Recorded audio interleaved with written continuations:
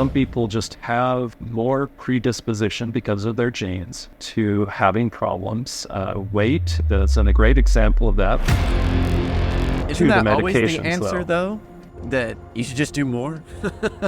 Like, is anyone ever doing too much exercise? Yes. Probably not. You probably need to have some type of dose response to understand how much exercise is optimized for your particular goals.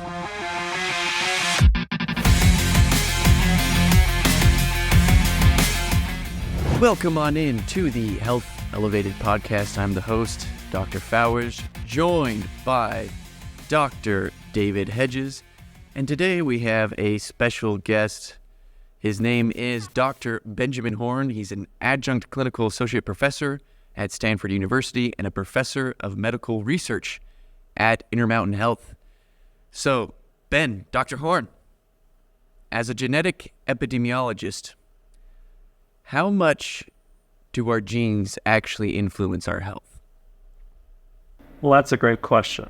And the short answer is, at present, we actually don't completely understand that. And there's a lot of research going into that.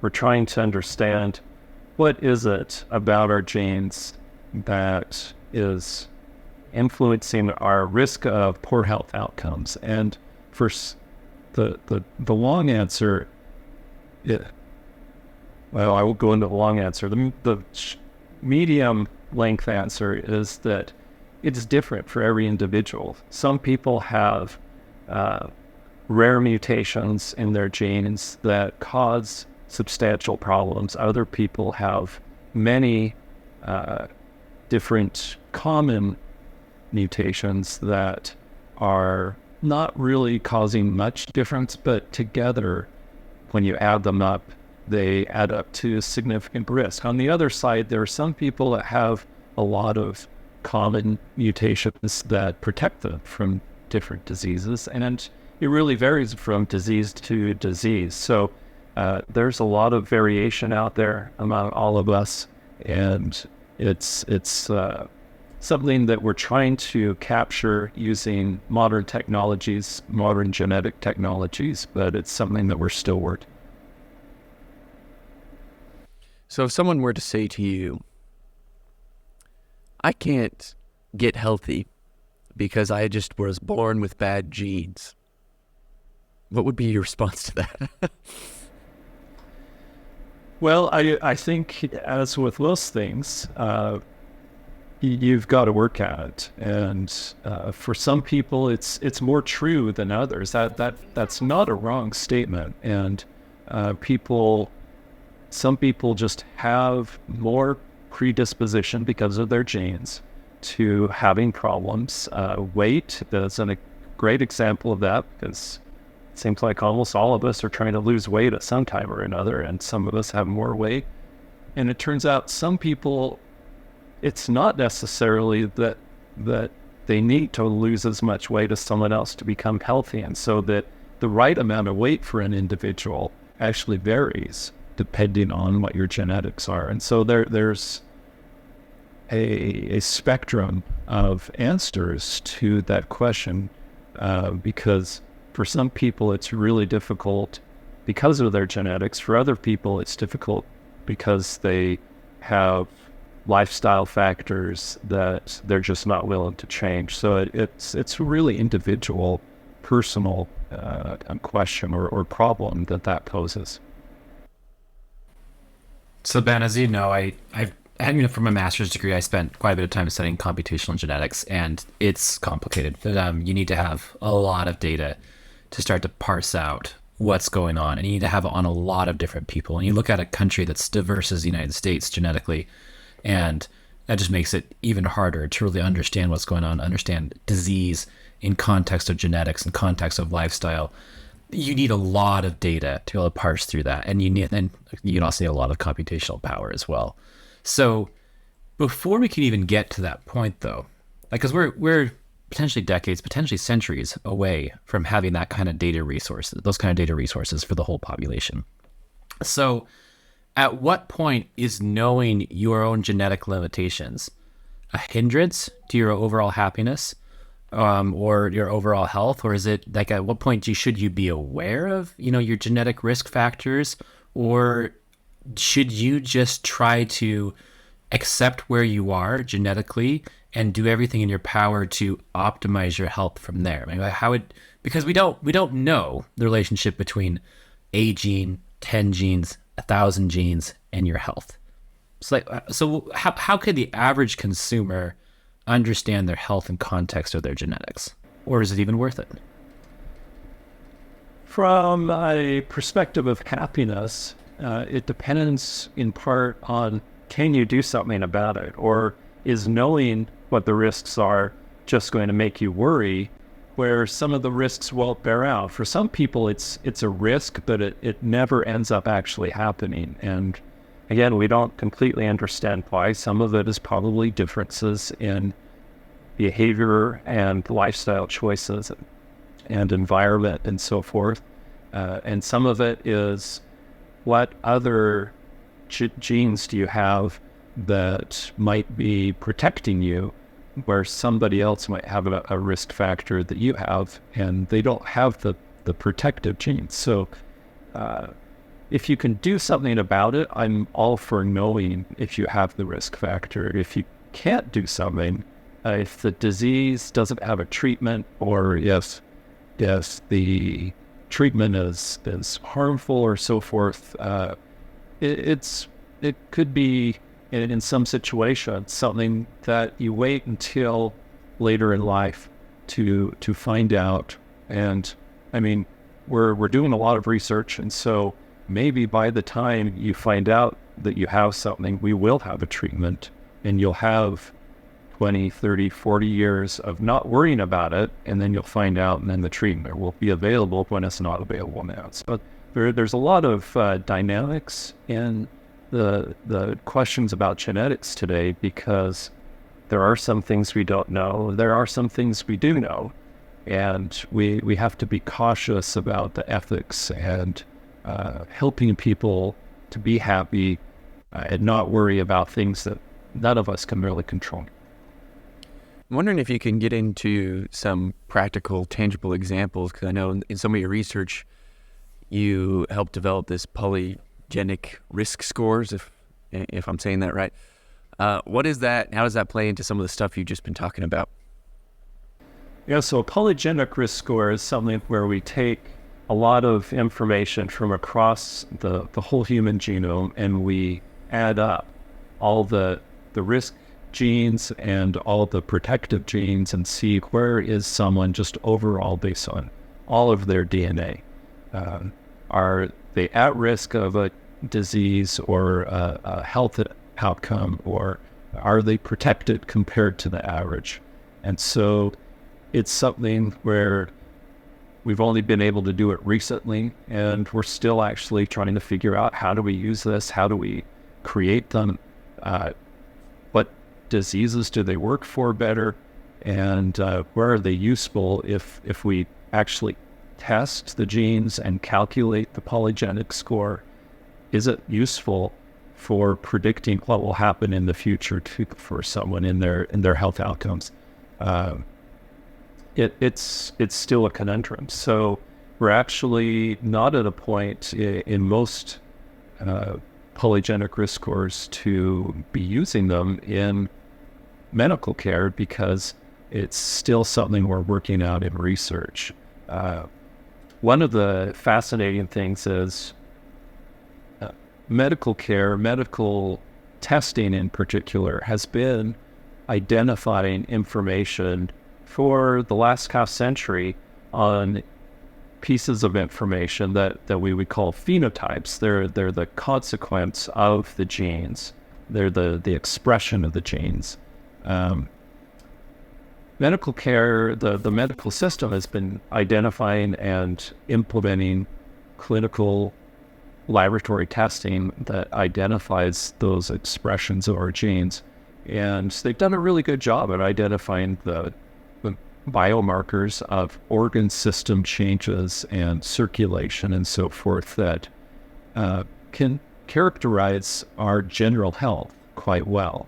And we can make risk scores that don't involve genes, but involve these expressions of the genes using proteins that are very common, including things like markers of our circulation, hemoglobin, and white blood cells, and platelets, for example, platelet count, and other things like blood sugar and creatinine and so forth that can help us. Those are determined by our genes, the levels to some extent, and then they're also determined by our environment and the health choices, the diet, the exercise, and so forth that we do.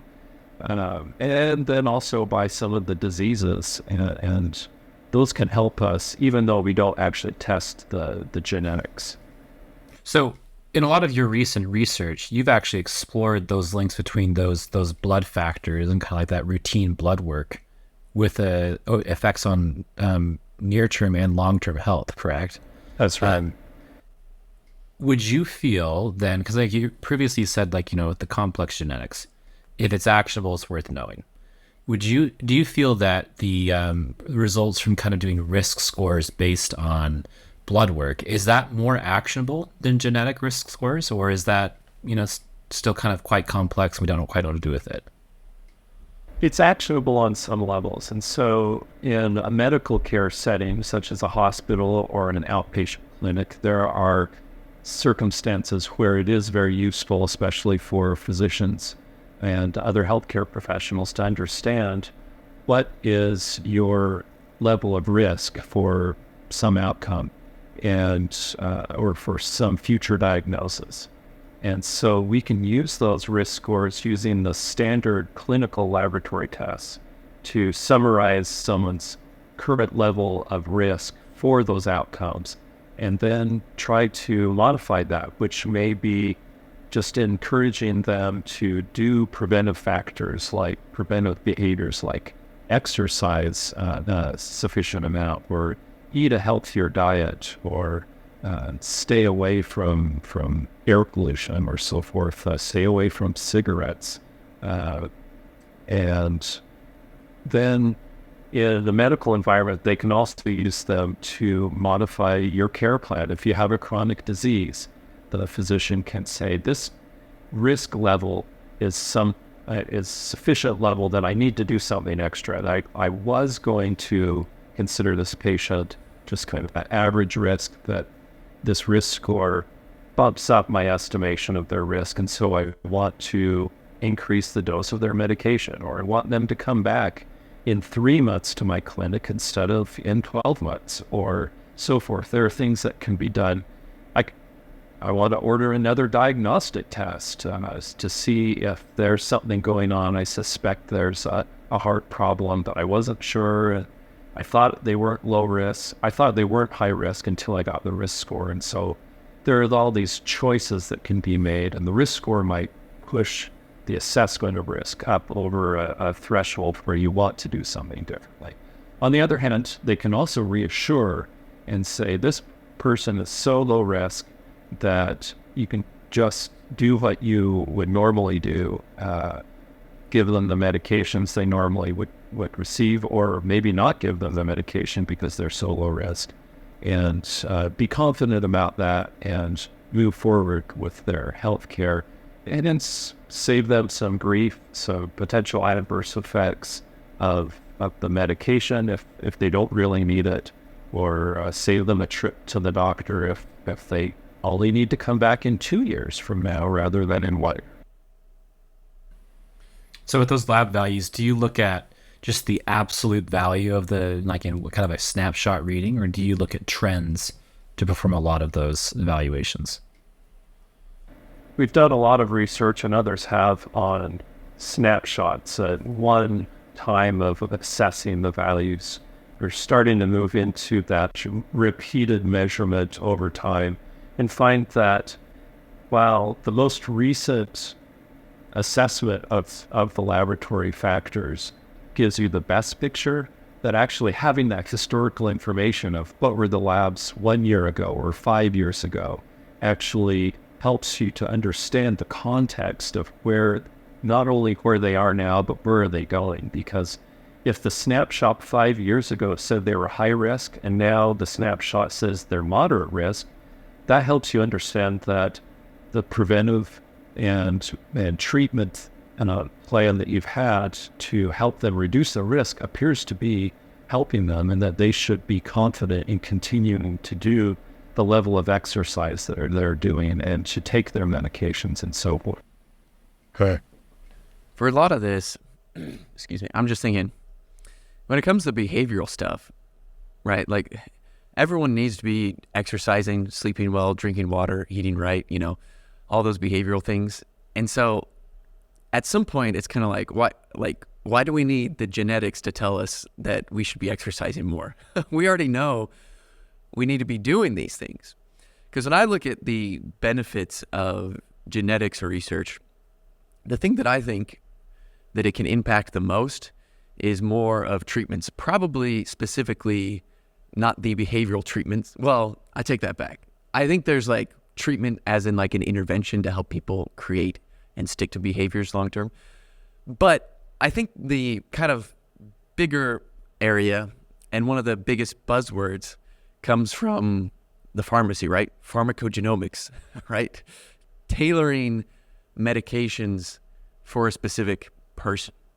Because how it works now is everything is done by randomized controlled trials. And it shows that like certain drugs have some kind of effect on average for a certain person or for a group of individuals. But within each person, you might not represent that average, and so it might not work exactly right for you. This is called treatment heterogeneity. And so pharmacogenomics comes along and tries to tailor that at the gene level, right? So, right. Okay. So I'm kind of thinking here, if we already know that we all should be doing the healthy behavior, isn't the benefit of genetic research therefore more focused on kind of medications and things that we don't know, or things that we can more personalize for an individual? Well, it certainly speaks, the genetics speak to the personalization. And so that gives you such a large amount of additional data. It helps you to really individualize the information to the person based on what their DNA sequence tells us. And it's something where we're still working it out. It hasn't really moved that much into clinical medicine because it is so complex to identify that individual level of personalization. For some people, though, it may be that they need more exercise than the average person. And so the amount of exercise that your physician or personal trainer or whoever you work with on that, the amount that they say you should do is based on a population average, an average for a group.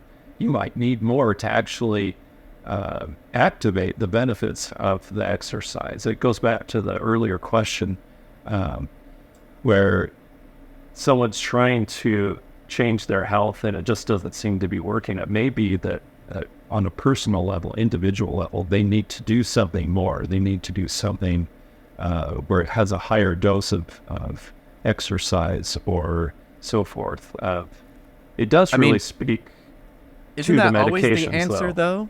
That you should just do more? Like, is anyone ever doing too much exercise? Yes. Probably not that often. Definitely. You won't say yes. You can harm yourself. I don't think over-exercise is a problem very much. Maybe for a very small group of people. Probably, yeah. Well, I think one thing that you said is really interesting. It's like the pharmacogenetics, kind of the concept is, your body, you take a drug, the drug is active in your body for a certain period of time, and then the effect wears off. Because the drug is either expelled from your body or, it's broken down through your own kind of internal metabolic processes. So drug is metabolized or expelled. And the rate that happens is different across different people. That's kind of like the core concept of pharmacogenomics. Is that correct, Ben? That's right. Yeah. So one thing that you said that was really interesting is relating that back to exercise with this idea that you probably need to have some type of dose response to understand how much exercise is optimized for your particular goals. So I think earlier we talked about this concept of, um, how much do genes, I have bad genes, I can never be healthy. And that's, I kind of somewhat disagree with that, because I would say, like, your definition of health really should depend on your goals in the here and now. You need to accept your background, accept your baseline, and then it's up to you to be empowered and encouraged to really figure out how to optimize your health and decide what your health goals are, for where you are. For some people, that could be, powerlifting. For some people, that might be going out for a walk in the evening. For some people, that could be, improving your diet. And that's really up to you to decide. So within context of this, almost like a dose response, it seems like you'd probably have to have a significant amount of experimentation in your own life to figure out how much and what kind of exercise is going to give you the results that you want, in addition to all of the soul searching that you have to do to understand what health results you're looking for, which this almost just seems like way too complex for an individual to figure out on their own.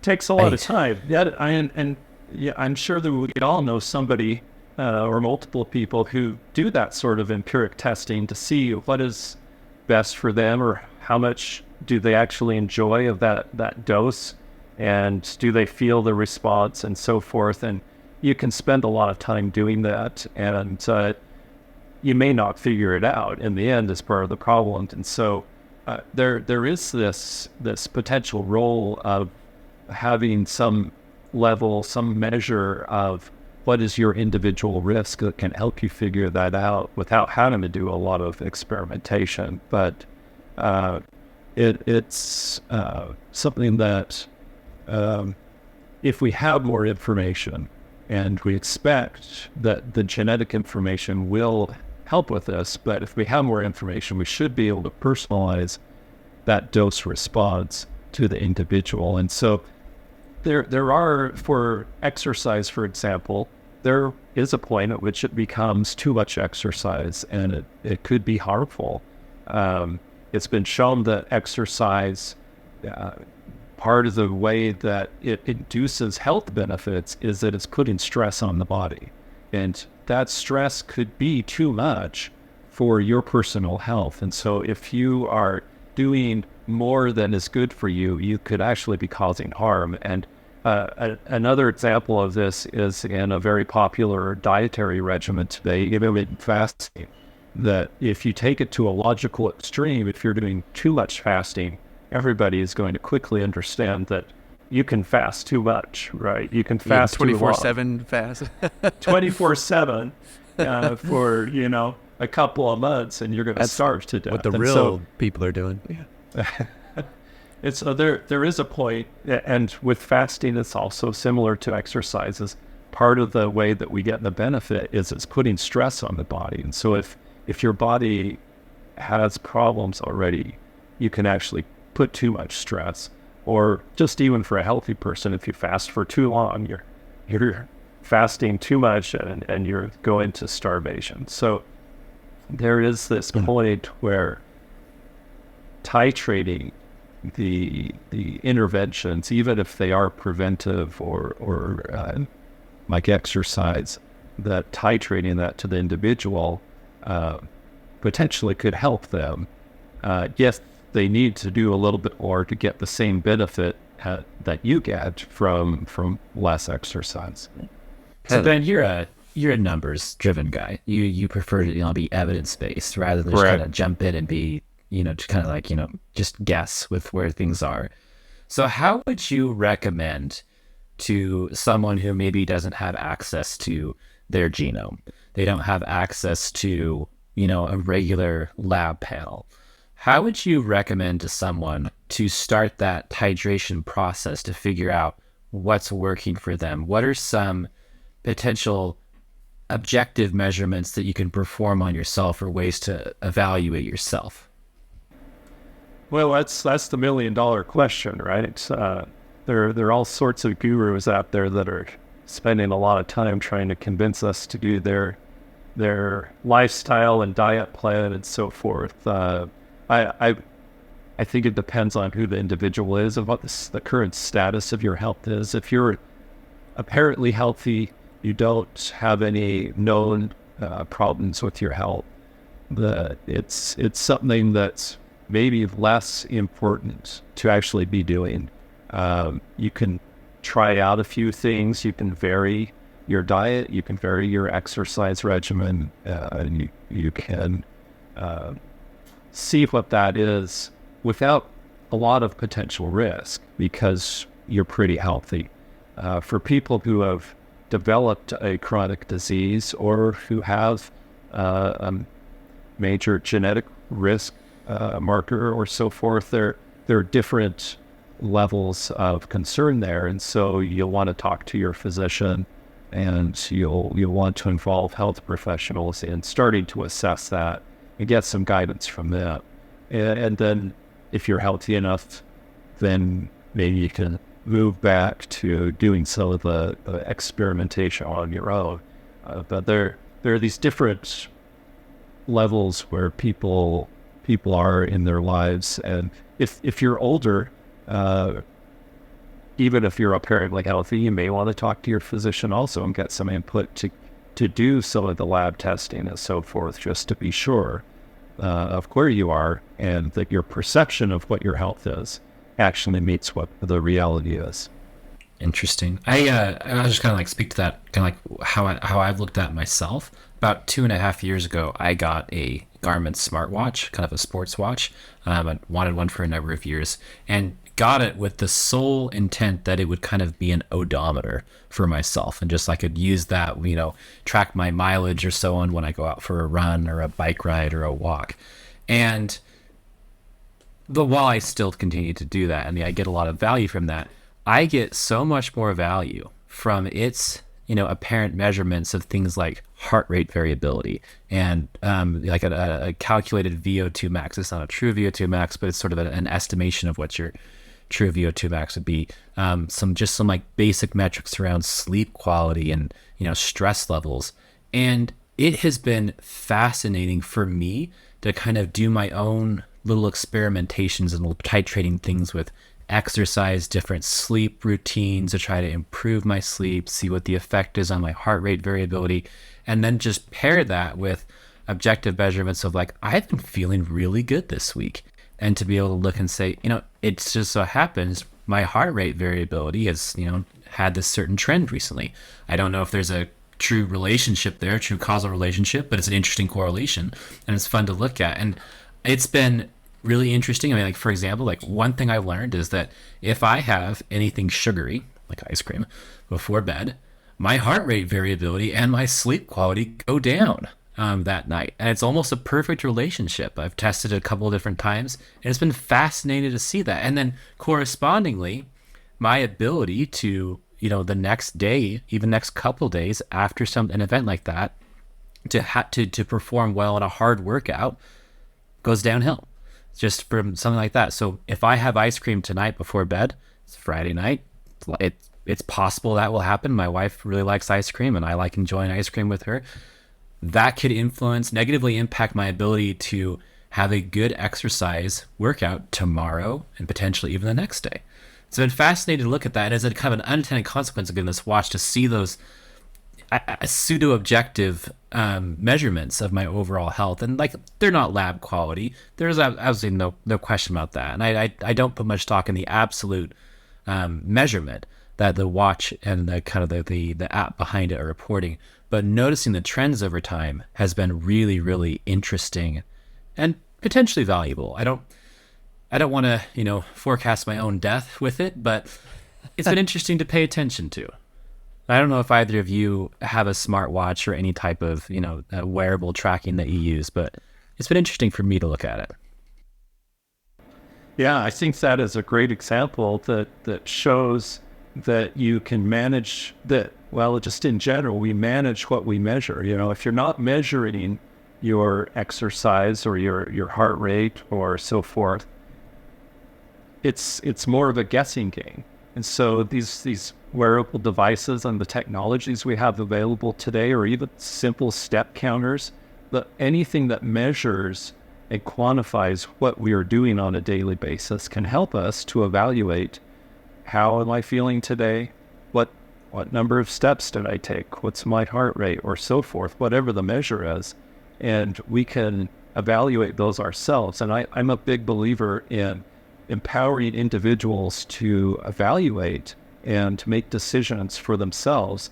That really takes the healthcare to a personal level, because you're the one actually that understands yourself the most. And if you can make those decisions on your own and be confident about it, it helps you feel more empowered to manage your health as you go forward. But yeah, in clinical quality improvement or medical, the quality of care, what people say is you manage what you measure. And so if you're measuring something, then that really it provides those quantitative data.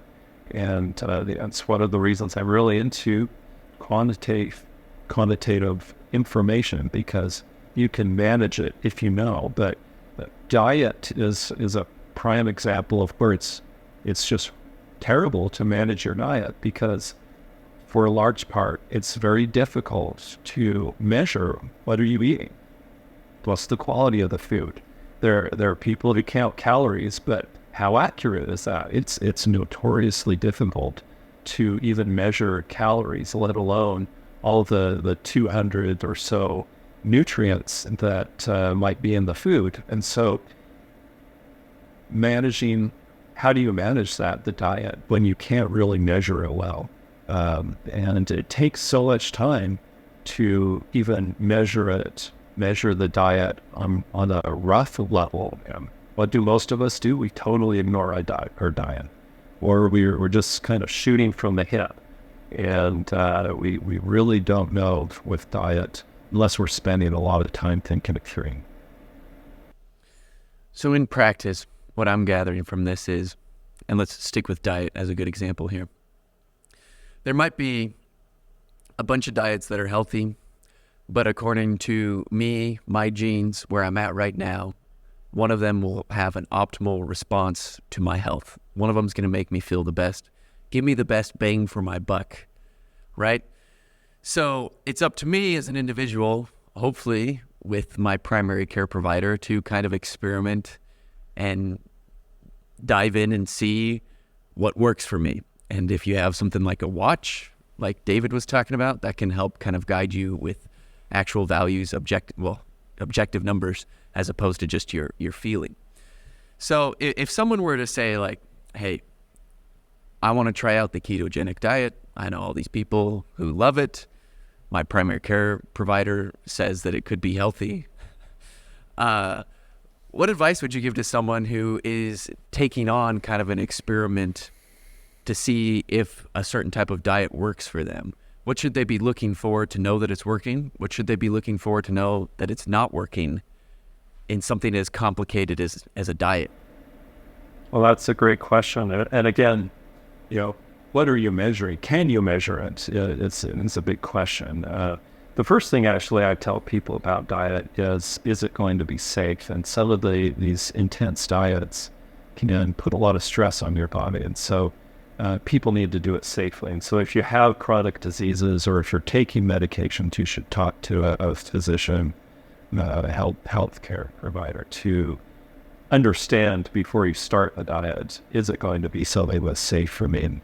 What are the measurements? And for a ketogenic diet, there are a variety of things, such as measures of ketones, that some people will get these real-time ketone monitors that you can take around with you. Are those measure. Accurate? Do you know? Anything that's point of care, anything you can do kind of on the fly with a prick of your finger or so forth, is going to be less accurate than if you get a blood sample from your arm and a clinical laboratory tests it. And so you have to take it with a little bit of grain of salt. There is going to be some variation, but the there are these technologies that are relatively inexpensive. If you really care about measuring these things, you can measure your ketones and see, am I getting to the level that I need to get to have the benefit I'm looking for? So that seems like it's a lot more accurate than just having someone smell your breath to see if you have acetone on your breath. So that was the old diagnostic method for diabetes, right? To see if you have high ketone levels. So right. Yeah. Just smell your breath. Yeah, you can smell acetone pretty easily on someone's breath. If you're ever around someone who's extreme with the ketone diet, you can, if you have a good relationship with them, ask to sniff their breath, and you may be able to determine the acetone there. That's funny. You might be getting a little more information than you ought to, though. You might. Get up close to someone like that. Yeah. Because there's a lot of different, as you pointed out earlier, Ben, there's a lot of different health fads, a lot of these so-called gurus that are trying to get your money, help you become healthier, hopefully. And, some of it probably works. Some of it a lot of it probably depends on your genes. Right. I don't know, like whether or not it's actually going to work. Diet, there's a whole field now. Some of it's research, some of it is gurus trying to sell you information based on your genes. They'll test your genetic code and really? Then tell you what diet you should be on. And I think at this point, there's a lot more research that needs to be done, but I see the value myself. For example, I love cherries, and I've loved cherries my whole life, and I will eat cherries all day long. And I don't get the gastrointestinal problems that other people describe with cherries and so forth. I just love them. And I don't know what it is. And I assume that there's some kind of maybe even deficiency that cherries had something, or that I'm getting from the cherries that my body doesn't have, that other people naturally has. And so, and I can tell you there are some of my children, I have 7 children. There are some of my children who love cherries like I do. And there are some of them who do not, and they will not eat cherries as much as I do, or as these other children. So there's something potentially there that has to do with the genetic code. And you live in an area that's famous for cherry orchards, right? I do, yeah. And I have several cherry trees in my yard. Oh, cool. Yeah, wow, that's fortuitous. You say there's one way to test your genes is to have kids and see what they like and don't like. Experiment on them. Like, you like cherries a lot too. Test a lot more than just your genes. Yeah, that's true. Kids. Yeah. No. All right, this has been fun. Test your patience. Yeah. Let's get to a 1 minute for 1%, because now we want to take some of this conversation and hopefully transform it into something that the listener can take home and transform into something actionable that they can do. And this time around, Dr. Benjamin Horn is going to give that to us, so I'm excited to hear it. Thanks, Will. It's been fun to be on the podcast, and I think we've talked a lot about risk, about measuring risk, about using genes or other common clinical medical factors and so forth. And it's really interesting because